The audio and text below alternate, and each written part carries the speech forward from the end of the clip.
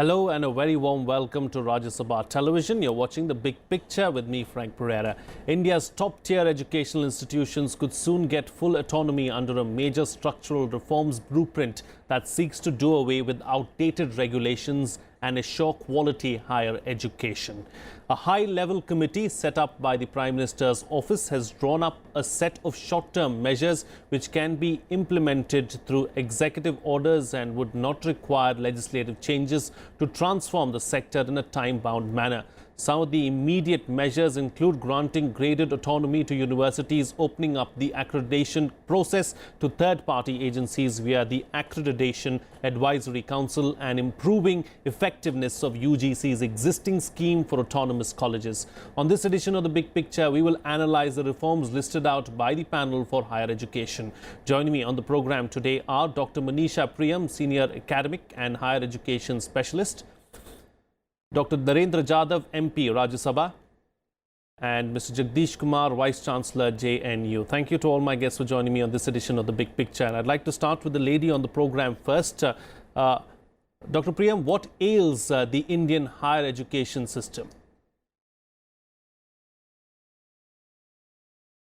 I think when you've said what this government intends to do, I would see that as some of the stellar suggestions that would set really the roadmap for excellent performance and excellent institutionalism in higher education.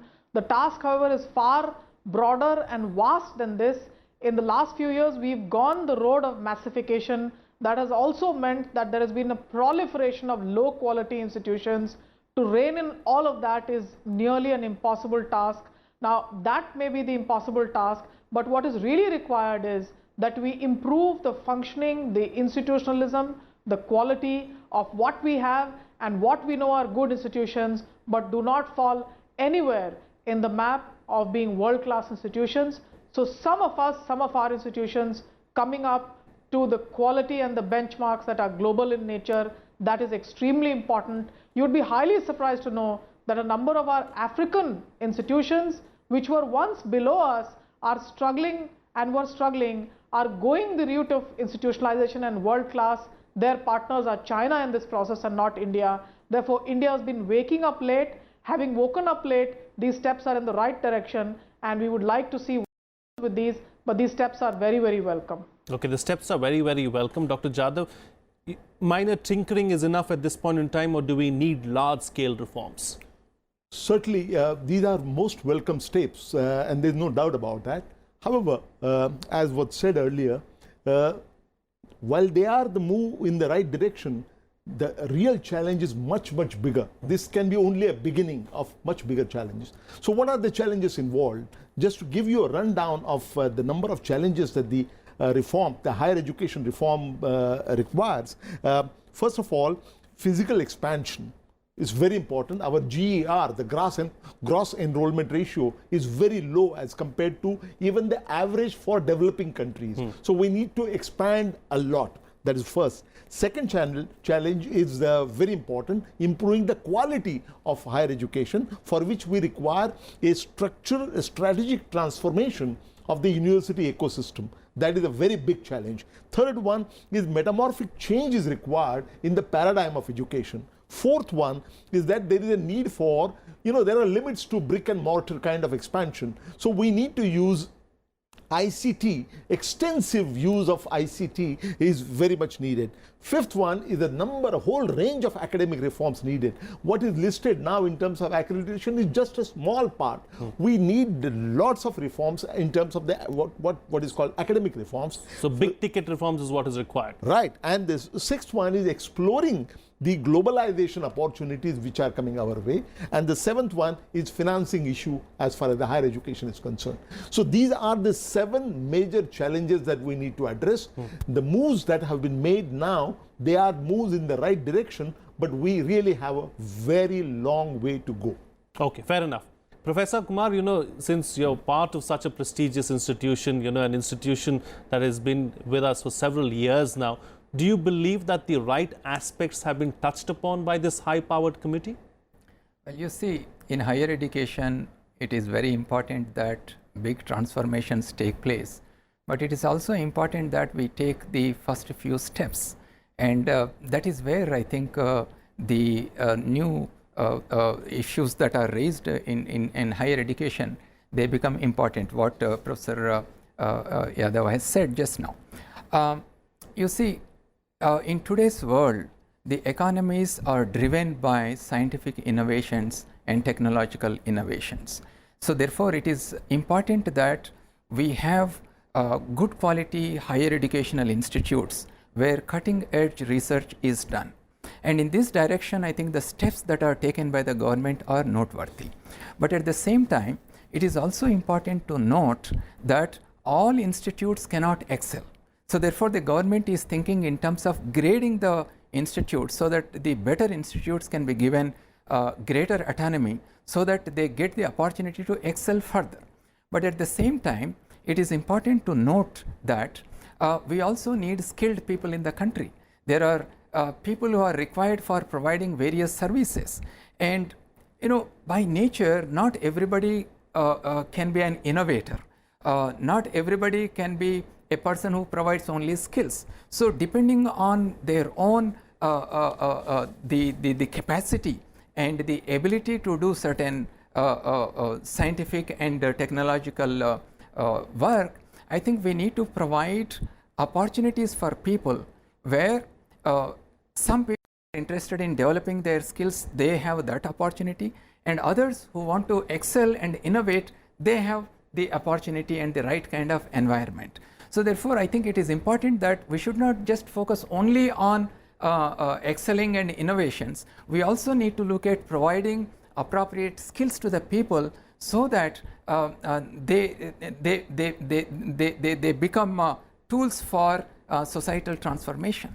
Sure. I'm going to take the point that Professor Kumar is making forward, talking about innovation and not how everyone can be an innovator. But Dr. Priyam, do we have the right kind of environment to build these innovators and to create these innovators?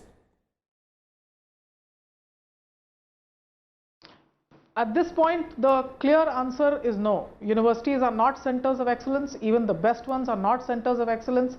Maybe there's something happening in the IITs, but we don't know. The IITs have for a long time been feeding the economies of the US and the West largely. What the singular innovation of any of these best institutions is in terms of our own landscape, in terms of our own country, I do not know. So in a sense, innovation as a spirit needs to be imbibed by the university. Innovation doesn't refer only or does not refer merely to scientific innovation. It means innovation of the arts, of the languages, of creativity. Look at the manner in which Indian arts, Indian creativity, Indian aesthetics, Indian music has actually flourished outside the university system. In the best of our universities, the best musicians come through SPICMAKE. They don't come through the university system. The best scholars on the Ramayana, for example, the University of Berkeley has a noted scholar who has some of the finest collections of the Ramayana itself. So I'm not just saying that innovation is only the scientific temper. Yes, it is, and the scientific temper is very important, but cutting edge knowledge develops in dialogue with all forms of knowledge. So dialogue needs to be the spirit of the university, innovation needs to be the spirit of the university, but that innovation has to be multi-pronged. In a sense also, apart from this, the best sportsmen, for example, are not being generated from our best universities. The IITs therefore are shop floor in a sense in terms of the knowledge that they have. Let our best sportsmen be created in the arena of the best universities. Remember, the blueprint of the university, the blueprint of the academia was laid as long back as 5th century BC by Plato himself, who suggested that the finest trainings in gymnastics, in music, in philosophy be provided by the university, which becomes the site for universal knowledge, and let it be that spirit which drives innovation. At this point of time, I would sadly say we are neither here nor there, but self-criticism, self-reflection is the role of the university, and to imbibe that for its own self is extremely critical and important. Okay, fair enough. Very well, very well analyzed, and some very crucial, critical points brought up by Dr. Priyam there. Yes, Dr. Jadhav, you wanted to add something? Sure. there is a comprehensive change required, a fundamental change is required in terms of our university ecosystem. Right now we have central universities, state universities, which incidentally are the mainstay, and that's where the rot is. And the third one is the state private universities and deemed universities and so on. This is a kind of caste system. We need to change that in terms of 3 different clusters. Move away from one size fits all kind of approach and have a cluster of 3 different clusters of universities. In my view, the first would be highly selective research oriented universities. They would be focused on generating the world-class leaders in cutting-edge research in multidisciplinary kind of areas, and they should also be involved. There would be less of teaching and more of research. These are the institutions which would aim at being in the top 100 or top 50 over a period of time. That's the first kind. The second kind of cluster should have professional education centered universities. These are the universities which would be creating or aimed at creating highly employable graduates in the emerging white collar jobs in the emerging knowledge economy, and they would also be highly skilled jobs in the manufacturing sector. So this second cluster would be catering to that. And then there could be a third cluster that would be liberal arts and basic sciences universities, and these would be most broadly based kind of universities where they are meant for expanding the reach of everybody who is interested in higher education. So it would be focused on holistic education for education for everybody. Wouldn't such kind of a demarcation create some kind of a divide? No, that kind of analytical divide is very important because right now, recently a decision was taken to create 20 universities and give them a status of eminent universities, 10 from public sector and 10 from private sector. Is that a caste system we are creating? No. Instead of one size fits all kind of approach, we are specializing in areas and creating institutions based on focus that is conducive to generating universities in the top ranking institutions. Sure. As you are aware, the latest survey, the Times Higher Education ranking 2018 shows that in the top 1,000 universities in the world, coming from 77 countries, only 29 of them are from India. Yes. And the very top one comes in the 351 to 400 range. I think this is something that got to be changed, and to change that, we need a fundamental change in the ecosystem of the university. A fundamental change in the ecosystem of a university is what Dr. Jadhav is suggesting. But Professor Kumar, our universities seem to be using a tried and tested formula that has worked several years in the past, but doesn't seem to be working today.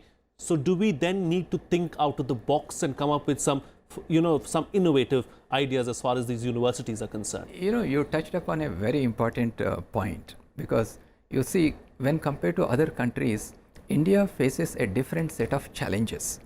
Even today, nearly 25% of Indians do not have access to electricity. So how do we make them how do you make electricity accessible to them? A large number of population do not have access to good quality drinking water. They do not have access to good health facilities. So these are different kind of challenges. But then who will provide solutions to this? Only we have to innovate and provide solutions to this. So the another aspect that we need to see is that in our higher educational institutes, as one of the participants mentioned, this self-introspection, self-criticism is something that is lacking. So therefore, we keep on doing the same things that we do. We don't focus on the challenges that our country is facing and how to innovate and find solutions to this. This is one problem. The other problem is, of course, that when you talk about poverty, poverty is a result of inequality. So when you have inequality in terms of access to opportunities, then obviously that will lead to more poverty. So inequality in access to good education will lead to inequality in getting better jobs, therefore inequality in income levels, therefore it will further lead to poverty. Therefore, we must look at these challenges and see how we can come up with solutions to find solutions to these problems. Now, one more point that we need to keep in our mind is that we often think about how to bring some of our institutes into the top world rankings. Now, should we focus on that, or should our universities focus on finding solutions to the problems our country is facing? Imagine we have 10 best universities in the world, but then our country is still facing a lot of major challenges. On which one we should focus? So therefore, I think we should have a balanced view. We should not overemphasize on getting into the top world ranks. We should strengthen our universities so that they provide better quality education to a large number of students across the country and enable them to stand on their own legs. That should be our primary concern. Sure. Coming back to what the high-powered panel has suggested as far as higher education is concerned now, Dr. Priyam, one of the suggestions is full autonomy as far as some of these universities are concerned. How is that going to help really? Well, it helps and it does not. It helps in the sense that, it's often been the refrain of universities that there's too much political and bureaucratic interference. So in a sense, autonomy is thought of as that one-shot idea which is going to allow the universities to work as institutions in their own right. So it is considered a very shiny idea. But remember, autonomy as a scheme is something that the UGC has been struggling with since the late 80s, definitely the early 90s. I know of very top institutions in our country which have said, oh, we want to go the autonomy route. But when I've gone down on the ground and seen why autonomy has not worked in some of these institutions, you'll be surprised to hear what the battles are about. And as Professor Jagadish Kumar said, the small order also needs to be looked at. Can you imagine that our universities struggle over syllabi, struggle over exam papers? The enemies of autonomy very often have not been the politicians or the bureaucrats, but they have been enemies within. So autonomy is a shiny concept. It is certainly a concept that holds much promise, but it is not a one-shot thing. It requires certain scoping conditions. Autonomy works when institutions begin to self-reflect on their own practices, when institutions understand that they need to, in a sense, embrace their own counterfactuals. They need to, on their own, have external reviewers, on whether it be on their exam papers or it be on their, on their curricula committee. We may say the world class is a shiny idea, but framing a curricula, just try and tell yourself anywhere in the world body of knowledge in this area or in this domain. That's a practice that you adopt when you're writing an academic paper. Why don't you do this? So we have to self-interrogate as academics our own practices and come up to understand what the scope, what the prerequisites are for autonomy. Very often, however much it is taunted, remember, politicians are not the enemy of autonomy. They don't come and interfere on a daily basis with universities. Much of what happens of our own doing. The other part is that much of the life world of the university is really not even about big money. It's really about sparking that critical knowledge.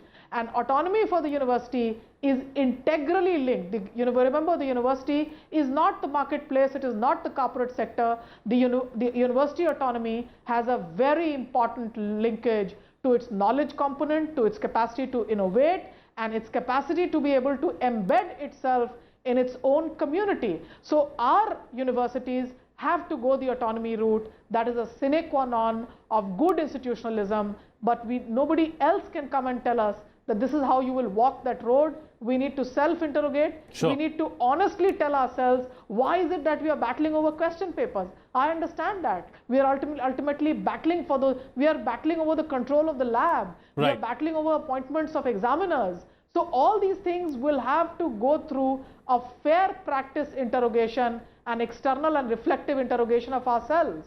Okay, self-reflecting interrogation is what is required, is what you're suggesting. Taking the discussion forward, Right. Dr. Jadhav, you Right. spoke about big ticket reforms, Right. in your opening remarks. Yeah. But what needs to be done immediately before the big ticket reforms to set our universities in order? Academic reforms. Academic reforms are overdue. For example, take the case of the curricula. The curricula, in many cases, are not revised for 10 years, 20 years, 30 years. The world is changing so rapidly, and there is a complete disconnect between what most of the state universities are teaching and what is required out there in the market, in the field. And therefore, one of the things that immediately needs to be done is to set in process a system where the curricula are revised every 3 years or shorter period, involving the industry experts. As the Vice Chancellor, as the former Vice Chancellor of one of the largest university, I can tell you that, in Pune University, we changed 484 curricula at one go. It was a 2-year exercise. Now that is something which needs to be done on a massive scale. It should happen everywhere, and it should be available to everybody. What I'm saying is that there are n number of reforms which are required. Autonomy, can I make a comment on autonomy? Sure. Autonomy is not something that is given. Autonomy is something that needs to be taken, and that's where the responsibility is required. The intervention from politicians is always there, but it's not there on day-to-day basis. What is more important is that all the regulators, we have 15 different regulators in a higher education system. Starting with UGC to AICTE to, yes. All the letters are exhausted. There are so many of regulators, and the kind of regulations that they come up with. The real battle against autonomy is to be fought with the bureaucracy and not with the politicians. Okay. And there, I must mention this, that UGC always been resisting. The license Raj in the industrial sector was over in 1991 reform, but license Raj in education sector continues even today. For every small thing you have to run to UGC. What kind of thing that we are talking about? We need to move in the direction of autonomy, and that is long overdue. Okay. And if it is happening now, it is most welcome. Okay, sure. I would like yes, to sure, Professor. say a few comments on this autonomy. Autonomy seems to be a highly misunderstood word.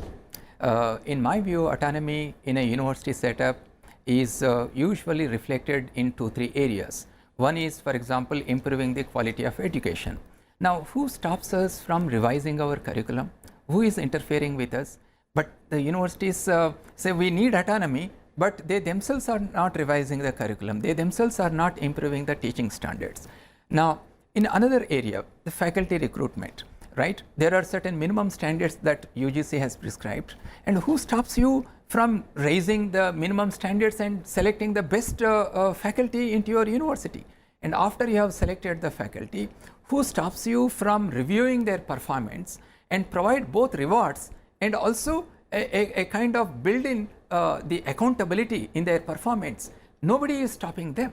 Now, another area is the funding for the university. Yes, government does give some funds, but who stops these universities and institutes in raising their own funds through consultancy, by having collaborations with the industry and so on? There are various ways in which the internal funding can be raised. So these are the areas where autonomy is required. Yes. And universities do have the autonomy, but unfortunately they are actually not using that autonomy in excelling and in taking the university forward. Sure. I think this accountability has to be built Fixed, into the system, and the autonomy will come automatically to it.